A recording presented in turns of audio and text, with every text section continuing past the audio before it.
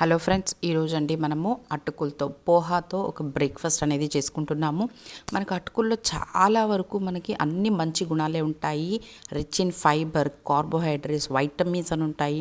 Heart పేషెంట్స్కి, diabetes వాళ్ళకి ఒక మంచి డిష్ అన్నమాట ఇది. మరి ఎలా చేయాలని లెట్స్ స్టార్ట్.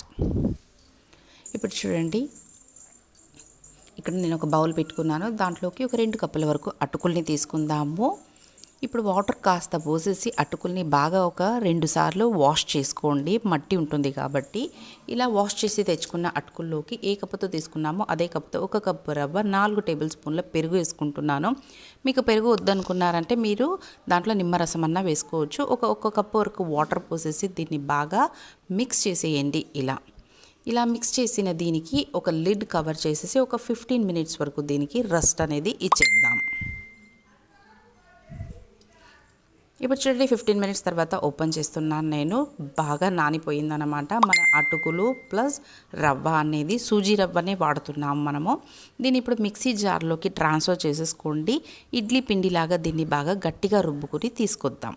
చూడండి, ఇలా తెచ్చుకున్న దీనికి ఒక టేబుల్ స్పూన్ వరకు మనము జీలకర్ర, రుచికి తగినంత సాల్ట్, ఒక 2 పచ్చిమిర్చి చీలికలు, కొంచెం కరివేపాకు వేసుకుంటున్నాను, కాస్త కొత్తిమీర, ఒక ఉల్లిపాయని కట్ చేసి వేసుకుంటున్నాను. మీకు దీంట్లోకి కావాలంటే మీరు వేరే వెజిటేబుల్స్ మీకు ఏది నచ్చినా కూడా దాన్ని యాడ్ చేసేసుకోవచ్చు. కాస్త వాటర్ వేసుకోండి, ఒక 3 టేబుల్ స్పూన్స్ వరకు చాలు.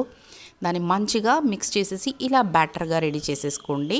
ఇప్పుడు నేను ఇక్కడ ఒక పొంగనాలు వేసే ఒక ప్యాన్ని పెట్టేసుకున్నాను.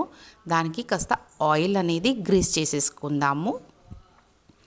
ఇలా ఆయిల్ గ్రీస్ చేశాక నేను ఇక్కడ స్పూన్ వాడుతున్నాను. మీ ఇష్టం, మీరు స్పూన్తో అన్నా వేసుకోవచ్చు, లేకుంటే మీరు చేత్తో వేసుకున్న నో ప్రాబ్లం అన్నమాట. మనకు కరెక్ట్గా ఆ గుంతల్లోకి సరిపడా కాస్త పిండిని దాంట్లోకి వేసేసి ఒక లిడ్ కవర్ చేసి మీడియం ఫ్లేమ్ పెట్టి ఒక 5 మినిట్స్ వరకు దీన్ని కుక్ అవ్వనివ్వండి.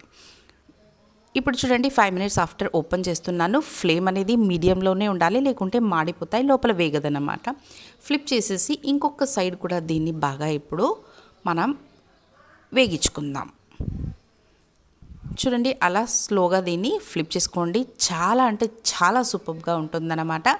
మన ఈ ఒక రెసిపీ అనేది చాలా హెల్దీ కూడా. మనకు ఇలా కవర్ చేసేసి ఇంకొక 5 మినిట్స్ దీన్ని కుక్ అయ్యాక ఓపెన్ చేస్తే ఎంతో సూపర్గా, హెల్దీగా, టేస్టీగా ఉండే మన పోహాతో అప్పే, అదే అండి మన అటుకులతో పొంగనాలు చాలా సూపర్గా రెడీ అయిపోయింది. చాలా సింపుల్ అన్నమాట, బట్ వెరీ టేస్టీ అనమాట, హెల్దీ కూడా. నచ్చిందా మీకు కూడా? అయితే మీరు కూడా ఒక్కసారి తప్పకుండా ట్రై చేయండి. మీకు ఎలా వచ్చిందని నాకు కమెంట్లో తెలపండి. నా ఛానల్ని సబ్స్క్రైబ్ చేసుకోండి. This is learn is with Geeta. Thank you for watching.